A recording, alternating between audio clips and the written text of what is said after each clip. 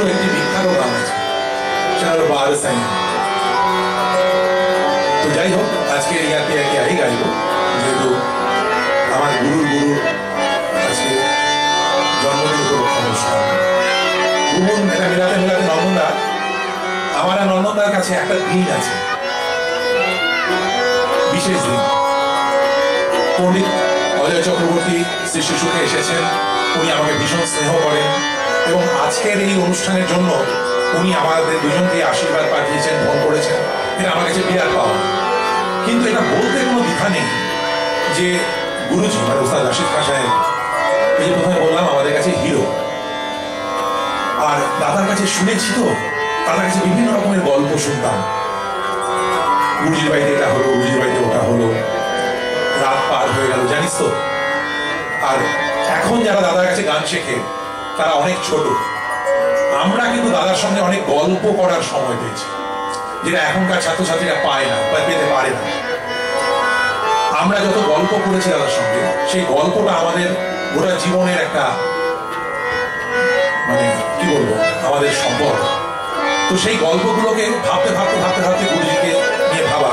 প্রথম গুরুজি সঙ্গীত গ্রামে, হ্যাঁ একটা কথা, সঙ্গীত গ্রামে 3 বার ওনাকে বহরমপুরে এনেছেন, 1998, 2007 এবং 2009। সৌভাগ্যক্রমে সেই 3 বারই দাদার এই ভাবনার সেনাপতি এই মুহূর্তে মঞ্চে বসে গান গাইছে, আমি আর নন্দনদা। বলতে কোনো দ্বিধা নেই যে আমাদের পরিশ্রম আর দাদার ভাবনা এই দুই মিলে ওনার 3 বার বহরমপুরে আসা। মজার কথা হলো আমাদের দুজনের গুরুজির সঙ্গে কোনো ছবি নেই, অথচ সেই বছর 3 বছরই সেক্রেটারি আমি, ক্যাশিয়ার নন্দনদা। আমাদের দুজনের গুরুজির সঙ্গে কোনো ছবি নেই, শুধু আছে স্মৃতি। 2007-এর তারিখটা বোধহয় আমার বউ বলতে পারবে, কারণ ওর কাছে খাতাতে ওনার সই করা আছে। তখন মোহনা জন্ম নেবে 2007-এর নভেম্বরের লাস্ট কি ডিসেম্বরের ফার্স্ট উইক। কবে হলো নন্দনদা ডেটটা? নন্দনদা ডেটটা কত ছিল?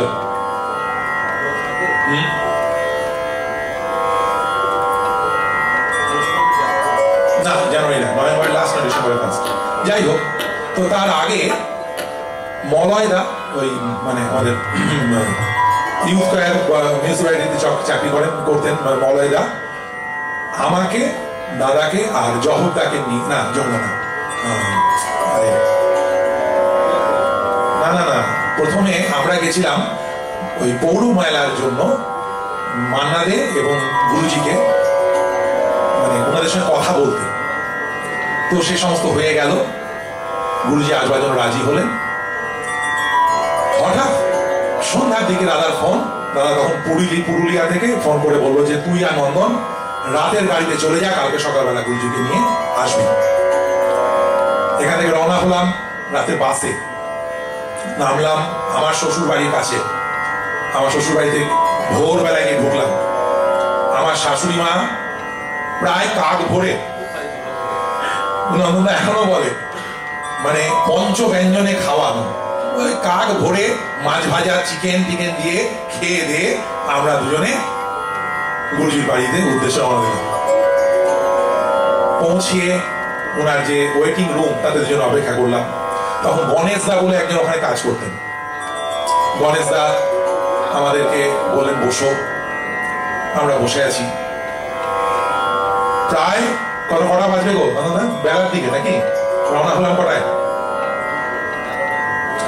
সকাল থেকে বসে আছি। বসে মোটামুটি 11টার সময় 2টো গাড়ি ঠিক হলো। তখনকার সময়ে স্করপিও খুব দামি গাড়ি। আমি আর নন্দনদা বাপের কালে তো ওই গাড়িতে কোনো চড়িনি কখনো। এবার আমরা দুজন ভাবছি আমাদের দুজনকে যদি 2টো গাড়িতে আলাদা আলাদা করে দেয়, এবার গাড়িতে আসবেন হচ্ছে জ্যোতি গুহ, আনন্দ গোপাল বন্দ্যোপাধ্যায়, গুরুজির সঙ্গে আরো গুরুজির বিভিন্ন জন, তাহলে আমাদের দুজনের অবস্থা খারাপ। আর দাদা বলে দিয়েছিল যে গুরুজির সঙ্গে যখন দেখা হবে সিজদা করবি, মানে পদচুম্বন করা। গুরুজি নেমে এলেন, চোখের সামনে যেন মানে কি বলবো, স্বপ্ন সফল হচ্ছে। পদচুম্বন করলাম। গুরুজি খালি জিজ্ঞেস করলেন যে গৌতম কিধার है? আমরা বললাম যে গুরুজি আপনি যেতে যেতে চলে আসবেন, পুরুলিয়াতে আছে। तो गुरुजी खाली बोलें जे उन दोनों के एक गाड़ी में बैठा दो, আমাদের দুজনে ধরে প্রাণে দো।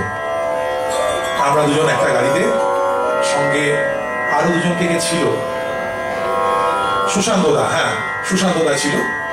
সুশান্ত দা তখন ওই গুরুকুলের প্রিন্সিপাল। আরেকজন যেন কে ছিল, চারজন ছিলাম আমরা গাড়িতে। আর একটা গাড়িতে গুরুজি, পণ্ডিত জ্যোতি গুহ, আনন্দ বন্দ্যোপাধ্যায়। গাড়ি রওনা হলো। মলয়দা বলে দিয়েছিল যে তোরা রাস্তায় খাইয়ে দিবি, যা টাকা লাগবে আমরা আশাবাদ দিয়ে দেবো। আমরা পান্থতীর্থে দাঁড়ালাম। পান্থতীর্থ ওটা জানতেও পারলো না যে কে এলো। এত সিম্পল ছিলেন, মানে বলে বোঝাতে পারবো না। চা আর কাঁচা পাউরুটি খেয়ে, পান খেয়ে নিজেই গণেশ দাকে বললেন যে পেমেন্ট কর দো। আমরা যাচ্ছিলাম তো ভয়ে চলে না, পেমেন্ট হয়ে গেল। গাড়িতে উঠলাম, বহরমপুরে এলাম। বহরমপুরে পৌঁছিয়ে দাদা তখন গালে এক গাল দাড়ি, কেউ বললেও দাদা দাড়ি কাটছিল না। গুরুজির সঙ্গে দাদা দেখা হলো। দাদাকে জিজ্ঞেস করলো কে আরে সাধু বান রা হ্যায় ক্যা? দাড়ি কেটে আয়, তাই বললো। দাদার আর কথা শোনা ছাড়া উপায় নাই। তারপরে উনি বসলেন ফ্রেশ ট্রেশ হয়ে 29 খেলতে। আমি পার্টনার ছিলাম 29। ভাগ্যিস খেলাটা জানতাম। তারপরে সন্ধ্যাবেলায় সঙ্গীত গ্রামের বাচ্চাদের প্রোগ্রাম ছিল। তখন সঙ্গীত গ্রামের বাচ্চাদের প্রোগ্রাম আমি আর নন্দা আর সুমিত আমরাই পরিচালনা করতাম। তো সেই দিন আমারই দায়িত্ব ছিল। তাদের প্রোগ্রাম হলো, গুরুজি আসছেন না, আবার তাকে আনতে যাওয়া হলো। নিয়ে এলাম, উনি বসলেন মঞ্চে, একদম হাউসফুল বললে কম বলা হবে। ওই অনুষ্ঠানের আগের দিন অরিজিতের গান ছিল। তখন অরিজিৎ, আজকে অরিজিতের জায়গায় পৌঁছয়নি। আমার দায়িত্ব ছিল যে মাইক্রোফোনটা কেমন আছে দেখতে যাওয়া। তো দানেশদার মাইক্রোফোন ছিল, তো সেই মাইক্রোফোন নিয়ে সবার সমস্যা। গুরুজি মঞ্চে উঠলেন, উঠে মাইক্রোফোনে টেস্ট করলেন, করে বললেন যে তবলে को थोड़ा बढ़ा दो, बुढ़ा आदमी है ना, तो तबले को थोड़ा बढ़ा दो। আর কোনো কথা নাই, মাইক্রোফোন নিয়ে ওনার কোনো সমস্যা নেই। মানে লটারি বালা দোকানে যে মাইক্রোফোন না, সেটা ওনাকে দিলে উনি ভালো গান গিয়ে দিয়ে চলে যাবেন। ওনার এমন আওয়াজ। আমরা এই আপনারা যেখানে বসে আছেন তার থেকেও কাছে আমি নন্দনদা বসেছিলাম নিচে মাটিতে। যখন উনি আওয়াজ ফেলছেন না, বুকের মধ্যে ধারাম করে কি বাড়ি লাগছে। দুর্দান্ত অনুষ্ঠান হলো। মাঝখান থেকে কেউ একজন বলেছিল বন্দে মাতরম গাইবার কথা, উনি একটু রেগে গেছিলেন। বললেন যে হর জায়গায় বন্দে মাতরম কে বলতে। তো রূপদা তখন বলেছিল অডিয়েন্স থেকে যে আপনার যেটা ইচ্ছে গুরুজি সেটাই শোনান। খুব খুশি হয়েছিলেন শুনে। একটা মন্ত্রমুগ্ধ করা সন্ধ্যা। সেই সন্ধ্যা শেষ হলো, গুরুজি ওখান থেকে সোজা দাদার বাড়িতে। দাদার বাড়িতে একটা কোচ, মানে সোফা কোচ ছিল, ওপরের ঘর, বড় ঘর। সেই কোচে গুরুজি বসেছেন।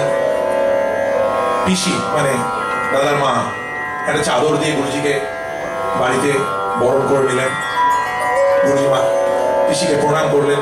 মা তু কেসে হ্যায়, তবিয়ত ঠিক হ্যায়? আর ওই সময় না গোটা বাড়িটার একটা কি বলবো, সেই চুম্বক যেমন সমস্ত কিছুকে আকর্ষণ করে নেয়, উনি যেন সবকিছুকে আকর্ষণ করে নিয়েছেন। আমরা কেউ কিছু কথা বলতে পারছি না। উস্তাদ রাশিদ খান দাদার বাড়িতে, আর আমার বাড়ি তখন ঠিক তার উল্টো দিকে ছিল। পিয়ালি এসেছিল দেখা করতে ওর সঙ্গে। উনি ওর খাতাতে লিখে দিয়েছিলেন বেস্ট উইশেস সই করে, এখনো আছে ওর কাছে খাতাটা। তারপরে রাত্রিতে উনি ফিরে গেলেন। উনি ফিরে যাওয়ার পরে দাদাকে জানিয়েছিলেন তেরে দোস্ত আগে বহুত আচ্ছে। শুনে আমাদের দুজনে মোটামুটি ধরুন চেস্ট যা ছিল 2-3 ইঞ্চি করে বেড়ে গেছিল।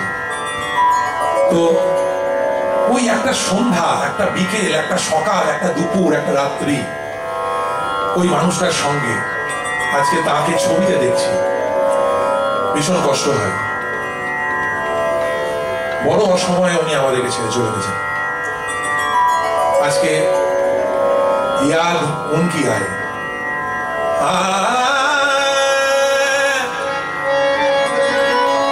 याद की आए,